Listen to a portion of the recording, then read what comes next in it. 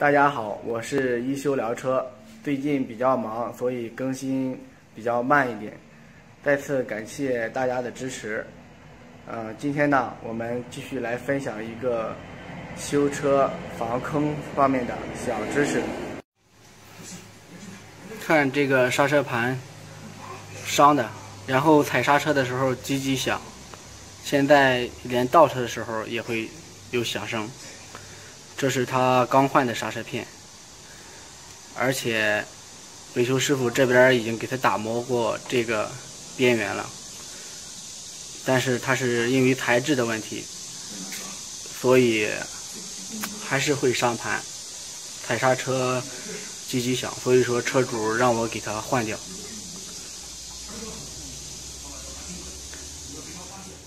一开始呢，我说让车主回去再找他一下。让他再给换一副，但是车主表示已经伤透心了，不想再回去了，所以说，让我给他全部选择更换了，这个比较浪费啊。今天呢，我就来教大家简单判断一下刹车片的好坏，用它来做一个反面教材吧，希望能对大家有一些帮助。怎么区分刹车片的好坏呢？首先我们就要看这个产品的包装，正规企业的产品包装首先要印刷清晰，盒子表面呢也要有生产许可的编号。不合格的产品包装看起来肯定就是说不专业啊，所以呢我们一定要区分。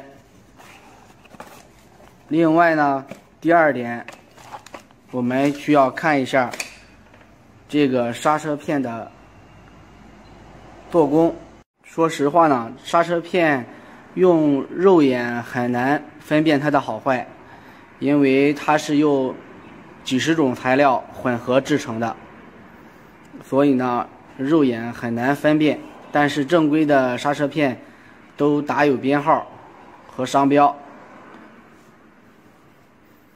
我们继续来对比一下这两款刹车片，可以明显看到，像这一款刹车片它比较粗糙的表面。当然，这个刹车片它是经过使用一段时间以后的磨损程度，所以说并不是说太直观。我们首先看这款的话，它是里边有很多的铜墨、铜丝，并且有很多陶瓷的成分。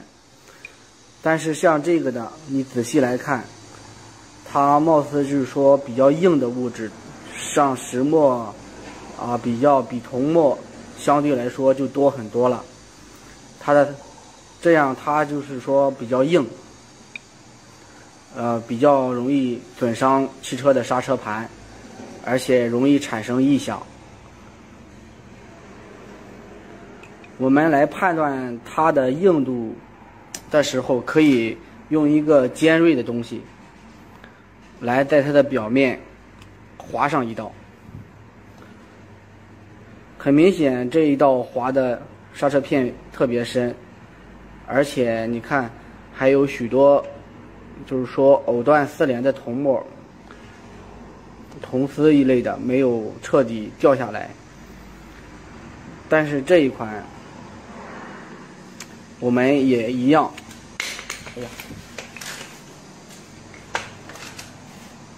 一样来划它一下，这个比较硬啊。我们可以看到只有很浅的一道印，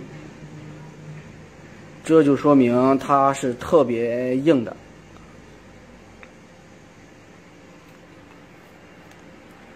特别容易产生异响，但是这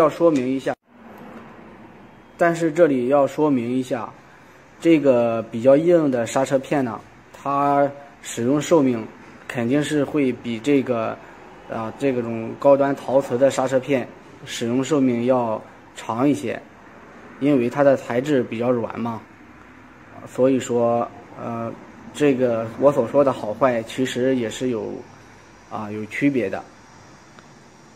大家这一点注意一下。最后再说一下刹车片应该什么时候进行更换。像这种，这是它的报警铁片，当然还有一种是电感的，它也是同样的道理。当磨到这个报警铁片的时候，刹车就会特别的响，吱吱响，通过这个铁片来进行报警。但是呢，我们平时到维修店保养的情况不一定非要等到这个报警才需要更换，一定要检查出来就提前更换。因为这个刹车片它是越到最后它的胶质越厚，就会就会比较硬，然后就会损伤刹车盘。所以说提前更换就可以，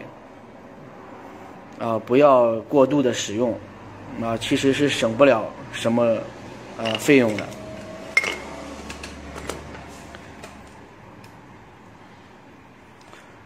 好了，本期视频就到这里吧，希望对大家有帮助。我是一休聊车，关注我更精彩，谢谢。